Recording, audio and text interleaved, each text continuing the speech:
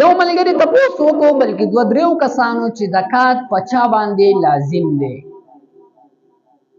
نو دا واورئ چې په هر هغه کس باندې زکات لازم دی، فرض دی چې د هغه په ملکیت کې 2.5 تولې سره زر یا 52.5 تولې سپین زر یا د دې په قیمت په برابر باندې د هغه سره نقدي روپۍ وي یا د ضرورت اصلیه نه زیات نقد سامان نقد روپۍ وي د هغه سره، په دې انسان باندې زکات فرض دی، زکات پې لازم دی. 2.5 تولې سره زر 52 تولې سپین زر چې په دې اوسني دور کې نن ما تپوس وکړو چې د سپینو زرو توله څه ریټ کې ده، نو ما ته وویلی شو چې د 2500 نه واخله او د 2700 د دې په منځ کې توله هغه ده د سپینو زرو. نو دې له چې